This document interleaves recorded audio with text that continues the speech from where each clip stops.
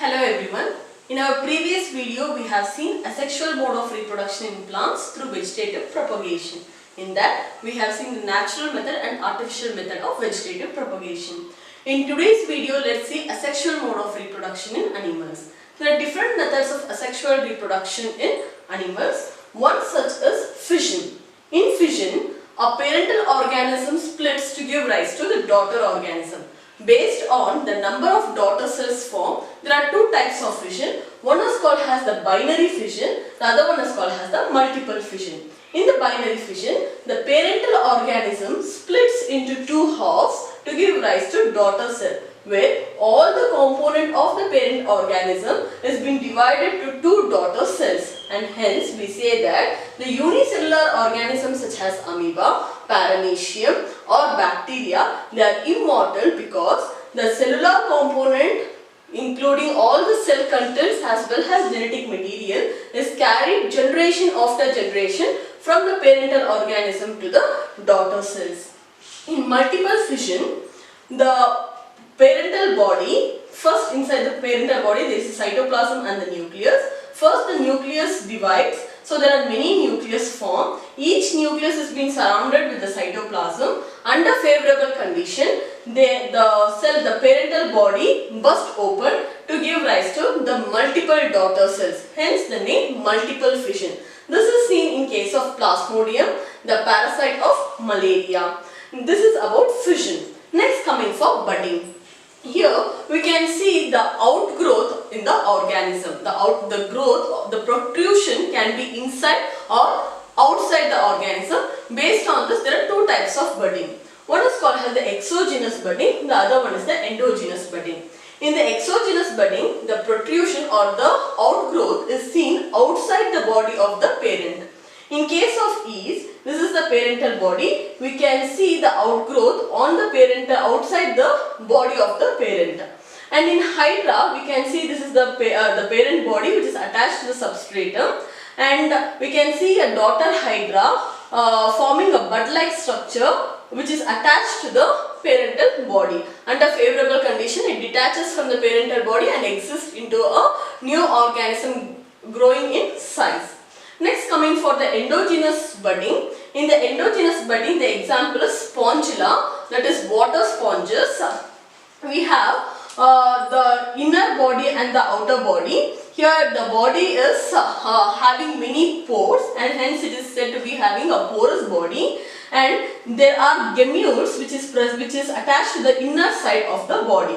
These gemmules are released and this is the structure of a gemmule. There is a central mass of cells which is called as the archaeocytes.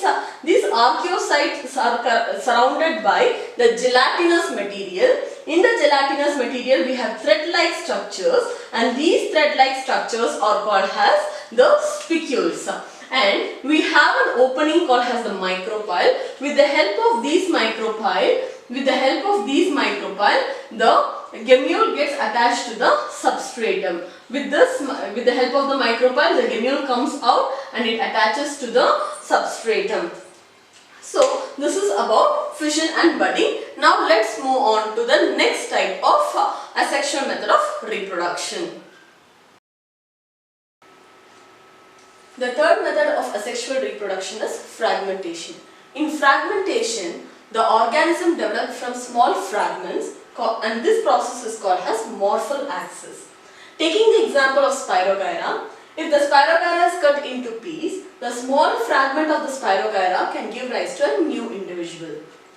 Next type of asexual method is regeneration. In regeneration, a new individual organism is formed from the lost part. For example, in planaria, if this is the lost part, and the new organism can be developed from the lost part and it can regain its original parts. The next method of asexual mode of reproduction is spore formation. The spores are considered to be the asexual propagules which on favorable conditions germinates to give rise to the new organisms. Example is zoospores. In case of chlamydomonas, we have the zoospores which are motile, and under favorable condition they germinate to give rise to a new organism. Conidia is also another method of spore formation, where in case of penicillium we have chain of cells, and these chain of cells are nothing else conidia. In favorable conditions, these conidia germinate to give rise to a new organisms. Next type of asexual mode of reproduction is plasmotomy. Plasmotomy is mainly seen in multinucleated protozoans such as Opalina and Pilomixa. Here we have a parental body. First, in this case, during the daughter cell formation, first cytokinesis occurs and then karyokinesis occurs. The parent body first divides into two halves, that is the cytoplasm divides into two halves, and the nucleus is being divided into half for both the daughter cells, and then karyokinesis takes place to regain the number of nucleus which was present in the parental body.